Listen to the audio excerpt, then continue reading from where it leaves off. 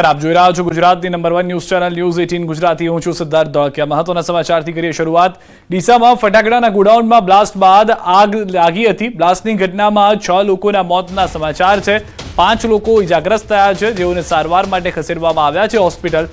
બોઇલરમાં blast બાદ લાગી હતી આગ। ડીસા પાલિકાના ફાયર ફાઇટરો ઘટના સ્થળે છે। પોલીસ અને વહીવટીતંત્રની ટીમો પણ ઘટના સ્થળે પહોંચી હોવાની જાણકારી મળી રહી છે।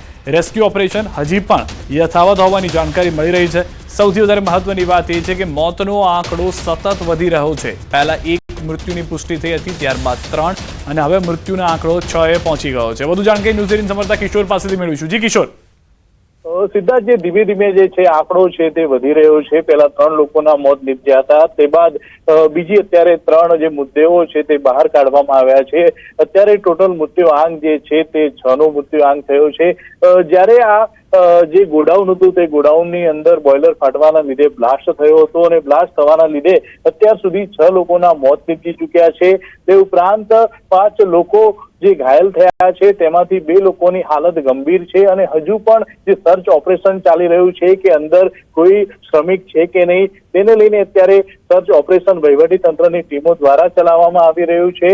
અને મહત્વની વાત તો એ છે કે જે ફેક્ટરીના જે માલિક જે છે ફૂલચંદભાઈ, તેનો ફોન અત્યારે બંધ આવી રહ્યો છે।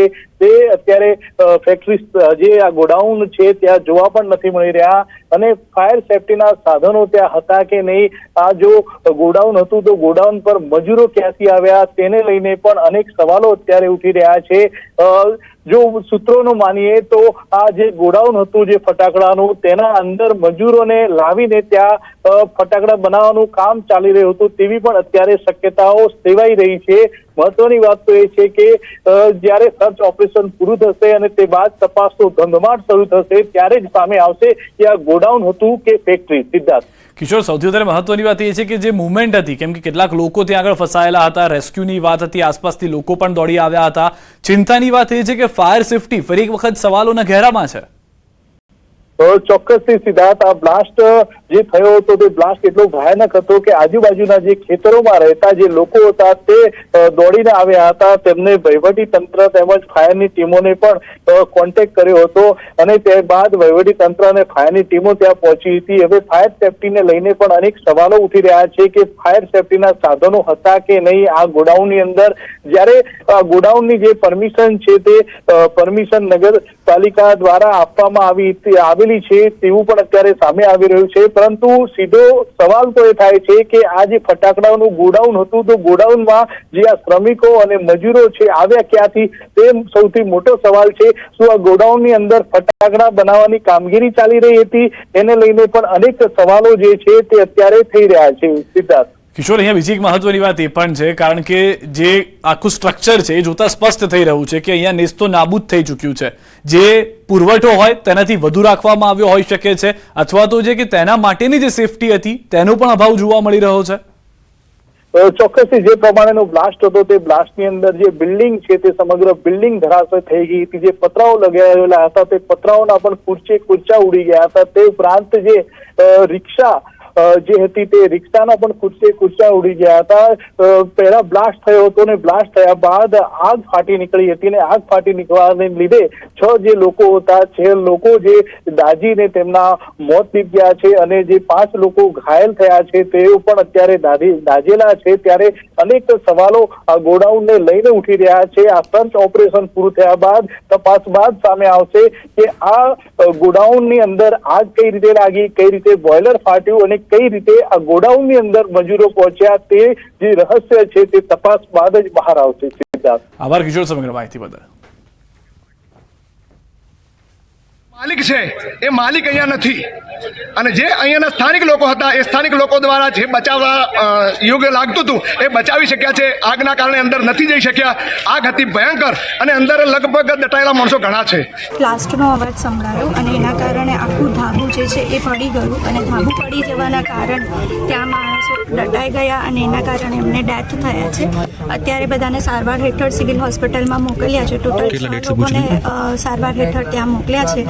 કેઝ્યુઆલિટી જેટલી જેમ આવશે એમ આપને જાણ કરવામાં આવશે। આ બોઇલર ફાટવાની પ્રાથમિક દ્રષ્ટિએ ઘટી છે. એના લીધે બિલ્ડિંગ જે છે ધરાશયી થયું છે અને નીચે કેટલાક લોકો દટાયેલા છે.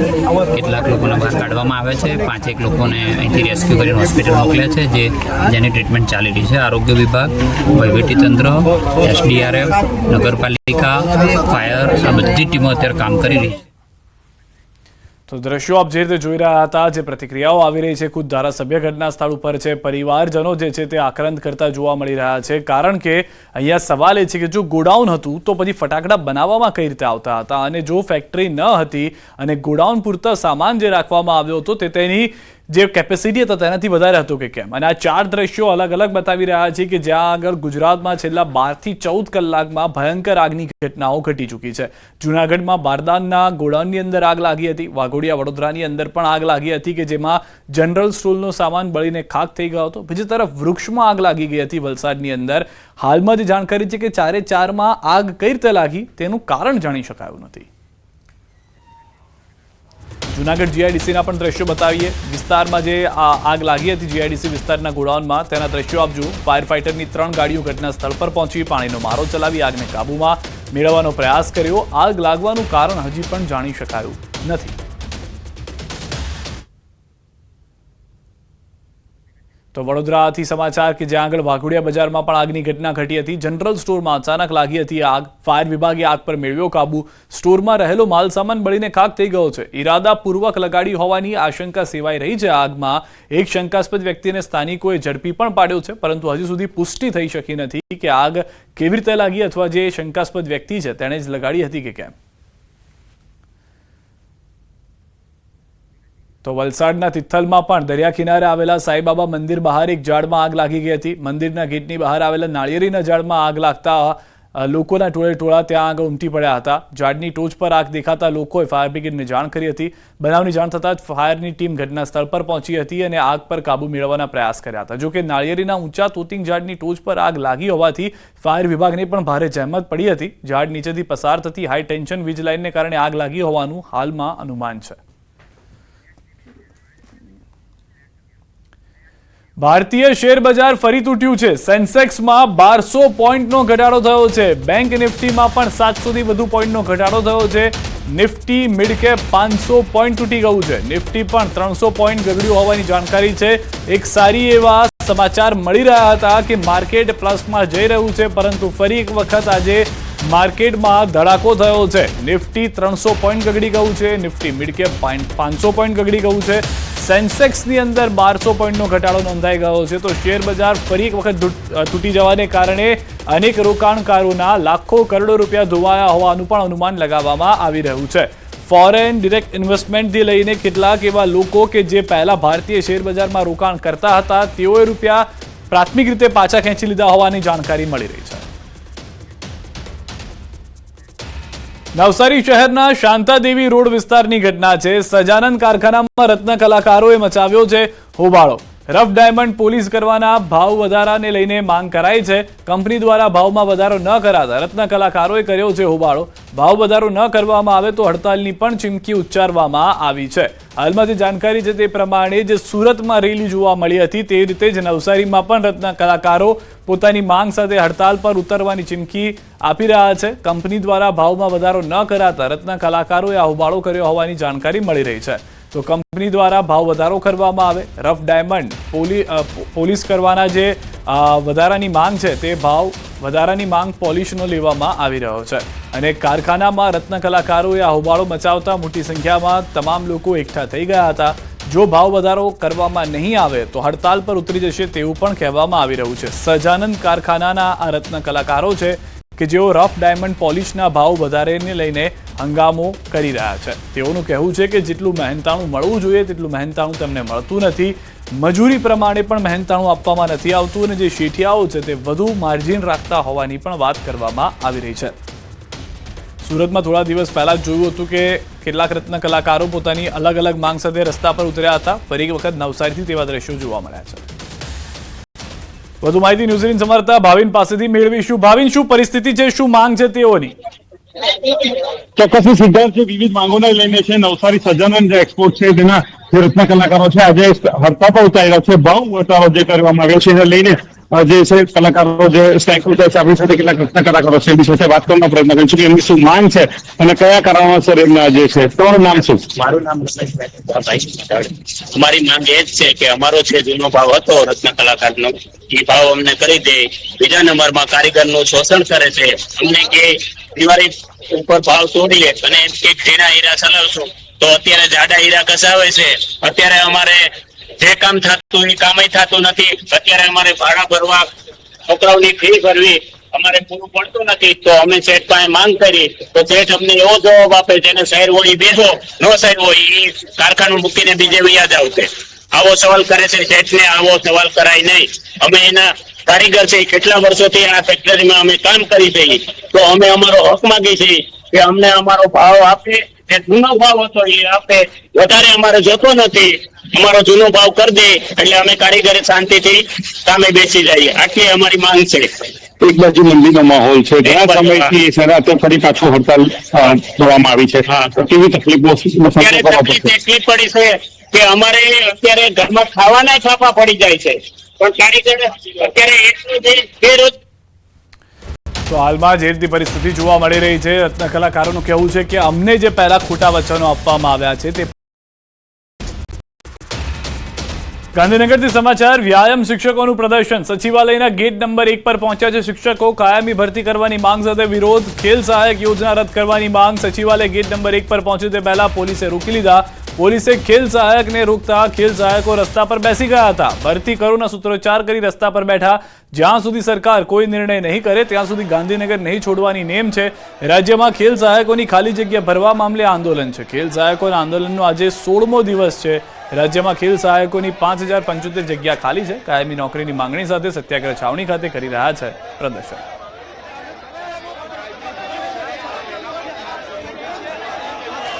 આ તરફ સંસદમાં ઉઠ્યો છે કેરી પકવતા ખેડૂતોની સમસ્યાનો મુદ્દો. પરસોત્તમ રૂપાલાએ ઉઠાવ્યો મુદ્દો. આંબામાંથી મોર ખરી જવાના મુદ્દે ચર્ચા. આંબા પરથી મોર ખરી પડવાની સમસ્યા. રૂપાલાએ કહ્યું કે જળવાયુ પરિવર્તનની અસર ન થાય એ માટે શું જોગવાઈ છે એવો સવાલ કરાયો. કૃષિ મંત્રી શિવરાજસિંહ ચૌહાણે આપ્યો જવાબ. જળવાયુ પરિવર્તનની અસર ન થાય એવી જાત વિકસાવાશે. અસર ન થાય એવા બીજ છોડ તૈયાર કરાશે. મોર ન ખરે એવી પણ આંબાની જાત પણ તૈયાર કરાશે. ખાતર સરળતાથી મળે એ માટે પણ મુદ્દો ઉઠાવ્યો હતો. પરસોત્તમ રૂપાલાના સવાલ પર કૃષિ મંત્રીએ જવાબ આપ્યો. कृषि और किसानों के लिए कई समस्याएं हैं. उनमें से एक ये जलवायु परिवर्तन का बहुत बड़ा प्रश्न चल रहा है. कल ही सौराष्ट्र के आम के किसान मुझे मिले थे. वहाँ फल और फूल लगने से पहले की अभी सीजन चल रही है तो अपने आप में वो फूल गिर रहे हैं और उनका आशंका है कि फल कम लगेंगे. तो ये जलवायु परिवर्तन की वजह से कृषि क्षेत्र में जो दिक्कतें आ रही है, क्या माननीय मंत्री श्री ये बताने की कृपा करेंगे कि इस बजट में सतत और जलवायु अनुकूलन बनाने के लिए हाल के बजट में क्या क्या प्रावधान किए हैं? और सर उर्वरक इसी समय किसानों को अभी रबी सीजन के लिए चाहिए तो वो उचित दाम पर छोटे और मझले किसानों को उपलब्ध हो, उसके लिए क्या योजना सरकार किस योजना पर काम कर रहे हैं? धन्यवाद सर. माननीय अध्यक्ष महोदय, माननीय पुरुषोत्तम रूपाला जी का पूरा जीवन किसानों की सेवा करते हुए ही बीता है. वो कृषि राज्य मंत्री भी रहे हैं. उन्होंने बहुत उपयुक्त सवाल पूछा है. हमारे देश में जोत का आकार वैसे बहुत छोटा है. एवरेज लैंड होल्डिंग हमारे यहाँ 1 एकड़ 1.5 एकड़ के आसपास होती है और वैसे में किसानों को सरवाइव करना कठिन काम होता है. और तब और जब जलवायु परिवर्तन के संकटों से भी उसको जूझना पड़े. पहले तो मैं ये कहना चाहूँगा माननीय अध्यक्ष महोदय, किसान कल्याण भाजपा और एनडीए सरकार के डीएनए में है. हर एक परिस्थिति जब पैदा होती है तो उससे निपटने के लिए हमारे प्रधानमंत्री नरेंद्र मोदी जी तत्काल कदम उठाते हैं. और इसलिए इस बजट में एक तो मैं बजट के आकार की बात आपसे करूंगा.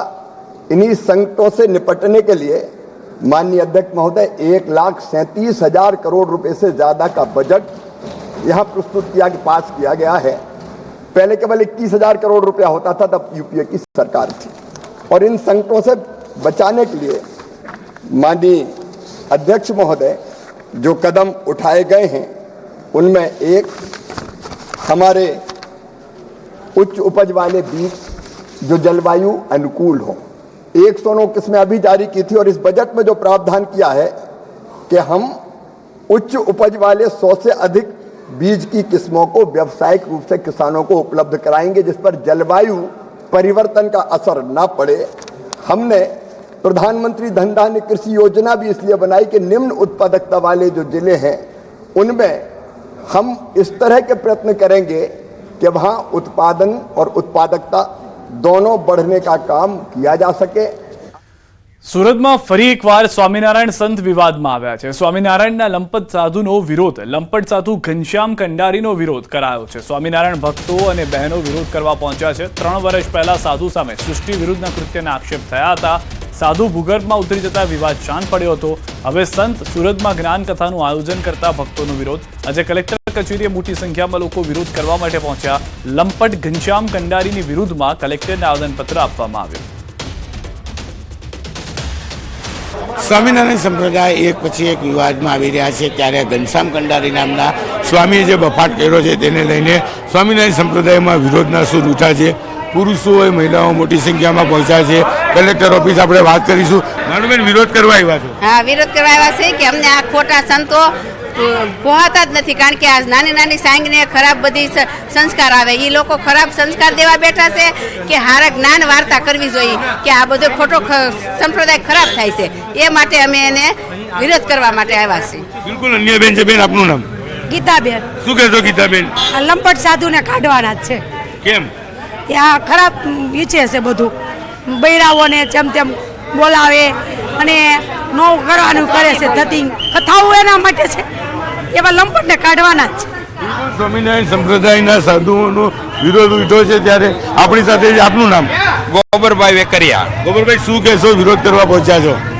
આ જે ઘનશ્યામ કંડારી છે એ સૃષ્ટિ વિરોધના કાર્ય કરે છે ને એની સામે એફઆરઆઈ થયેલી છે, એની પેપરમાં, મીડિયામાં બધે આવેલું છે, અને એને એના શિષ્ય હારે સૃષ્ટિ વિરોધનું કાર્ય કર્યું હતું એ જ્યારે વડતાલનો ચેરમેન હતો ત્યારે જ, અને એ 3 વર્ષ તો ભૂગર્ભમાં પણ ઉતરી ગયો હતો, અને એને અત્યારે સુરતની અંદર કથા કરવી છે, તો એવા લંપટ સાધુના મુખ થકી જ્ઞાન વાર્તા ક્યારેય સંભળાય નહીં। એ સમાજને સારું શિક્ષણ શું આપી શકવાના હતા? એ તો સમાજ, જે માણસ સૃષ્ટિ વિરોધનો કાર્ય કરતા હોય એ કોઈ દી કોઈને જ્ઞાન વાર્તા સંભળાવી શકે નહીં, એટલે અમારે એ જ વિરોધ છે મેન, બીજો કોઈ અમારે એની હારે વિરોધ નથી। એની કથા બંધ રાખીને પાછા જ્યાં છે અહીંયા ભૂગર્ભમાં વયા જાય। બિલકુલ। જે પ્રકારે સ્વામિનારાયણ સંપ્રદાય, તેમાં પણ વડતાલ ગાદીના જે સ્વામીઓ છે, સાધુઓ છે, એક પછી એક બફાટ કરી રહ્યા છે, અને હવે ઘનશ્યામ કંડારી સ્વામીનો વિવાદ આવ્યો છે। સુરત કથા કરવાને લઈને વિવાદ ઊભો થતાં પુરુષો કે મહિલા કલેક્ટર ઓફિસે વિરોધ સાથે કલેક્ટરને આવેદનપત્ર આપવા પહોંચ્યા છે। કેમેરામેન જીગર ગૂગલ સાથે કિર્કેશ પટેલ, ન્યૂઝ 18 ગુજરાતી, સુરત। હાલ રોકાઈશું એક વિરામ માટે। આપ જોડાયેલા રહો ગુજરાતની number 1 news channel news 18 Gujarati સાથે।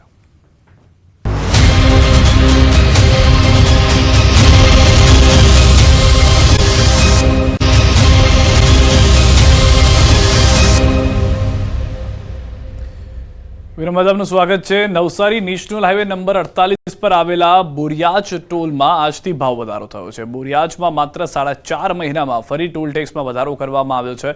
નવેમ્બર માસમાં 70% જેટલો તોતિંગ વધારો કર્યા બાદ પુનઃ વધારો કરવાનો નિર્ણય લેવામાં આવ્યો છે। આજથી નવા દર લાગુ કરવામાં આવ્યા છે। લાઇટ મોટર વ્હીકલના 115ની જગ્યાએ 120 રૂપિયા ચૂકવવાના રહેશે। કમર્શિયલ વ્હીકલના 190ની જગ્યાએ 195 રૂપિયા ચૂકવવા પડશે। બસ અને ટ્રકના 395ની જગ્યાએ 410 ચૂકવવાના રહેશે। મલ્ટી એક્સેલ વાહનોના 620ની જગ્યાએ 640 અને મોટા વાહનોના 755ની જગ્યાએ 780 રૂપિયા ચૂકવવાના રહેશે। નેશનલ હાઈવે ઓથોરિટીના નિર્ણયથી ટોલ નાકાથી પસાર થતા 30,000 વાહનોને અસર થશે। સુરત રેલવે સ્ટેશન પર બંધ કરાયેલા પ્લેટફોર્મ 2 અને 3 ફરી શરૂ કરવામાં આવ્યા. આ પ્લેટફોર્મ છેલ્લા 3 મહિનાથી બંધ હતા. ટ્રાન્સપોર્ટ હબ તરીકે વિકસાવવા ચાલી રહેલી કામગીરી અંતર્ગત પ્લેટફોર્મની કામગીરી પૂર્ણ થતા પુનઃ શરૂ કરાયા. પ્લેટફોર્મ બંધ હોવાથી 115 જેટલી ટ્રેનોને ઉધના સ્ટેશન ડાયવર્ટ કરાઈ હતી, જેથી મુસાફરોને હાલાકી પડી રહી હતી. સુરતથી મુંબઈ તરફ જતા મુસાફરોએ ઉધના સ્ટેશન સુધી લંબાવવું પડ્યું હતું. જો કે પ્લેટફોર્મ શરૂ કરાતા મુસાફરોએ રાહતનો શ્વાસ લીધો છે. ગુજરાતનું આર્થિક પાટનગર સુરત અને સુરત ઔદ્યોગિક નગરીને લઈને મોટી સંખ્યામાં લોકો સુરતથી મુંબઈ જતા હોય છે. ત્યારે છેલ્લા 3 મહિનાથી પ્લેટફોર્મ નંબર 2 અને 3નું રિનોવેશનનું કામ ચાલતું હોવાને લઈને 115 કરતાં વધુ ટ્રેનોને ઉધના સ્ટેશન સુધી ડાયવર્ટ કરવામાં આવી હતી, જેને લઈને અમદાવાદથી મુંબઈ જતા લોકો માટે સૌથી વધારે મુશ્કેલી પડી રહી હતી. કારણ કે અમદાવાદથી સુરત આવનાર અને સુરતથી મુંબઈ જનાર તમામ લોકોને ઉધના રેલવે સ્ટેશન સુધી લાંબુ થવું પડતું હતું. પણ છેલ્લા 3 મહિના બાદ કામગીરી પૂર્ણ કરી ગઈકાલે રાત્રે 12 વાગ્યા બાદ સુરતનું રેલવે સ્ટેશનનું પ્લેટફોર્મ નંબર 2 અને 3 લોકો માટે ખુલ્લું કરી દેવામાં આવ્યું છે. ફરી એક વખત આ પ્લેટફોર્મ શરૂ થતાની સાથે લોકોની ચહેલપહેલ પણ જોવા મળી રહી છે. કેમેરામેન જીગર ગુગલ સાથે કીર્તેશ પટેલ, ન્યૂઝ 18 ગુજરાતી, સુરત. ભરૂચ શહેરમાં ટ્રાફિક પોલીસ દ્વારા સ્પેશિયલ ડ્રાઈવ શરૂ કરાઈ છે. 2 વ્હીલર ચાલકો માટે હેલ્મેટ ફરજિયાત કરાયું છે. હેલ્મેટ નહીં પહેરનાર વાહન ચાલકો સામે દંડનીય કાર્યવાહી કરવામાં આવી. આ સ્પેશિયલ ડ્રાઈવ શરૂ જ રહેશે અને આગામી સમયમાં શહેરના અન્ય વિસ્તારોમાં પણ ચેકિંગ શરૂ કરાશે. આજ રોજ ભરૂચ જિલ્લામાં જિલ્લા ટ્રાફિક દ્વારા અને સિટી ટ્રાફિક અંકલેશ્વર અને ભરૂચ દ્વારા કમ્પલસરી હેલ્મેટના જે નિયમનું પાલન કરાવવા માટે જે આજે અમે 4 રસ્તા પર ઉભેલા છે અને દરેક જે વ્યક્તિઓ હેલ્મેટ નથી પહેરતા 2 વ્હીલર ચલાવતા એમને દંડ ફટકારેલા છે. આ અભિયાન ચાલુ જ રહેશે. વડોદરાથી સમાચાર. અકોટામાં ત્રાટક્યા તસ્કરો. ફાસ્ટ ફૂડની દુકાનમાં કરી ચોરી. મુસાફરના સ્વાંગમાં તસ્કરે ચોરીને અંજામ આપ્યો હતો. દુકાનના ગલ્લામાંથી રૂપિયા લઈ ફરાર થયા હતા. ચોરીની ઘટના જે છે તે સીસીટીવીમાં કેદ થઈ ગઈ છે.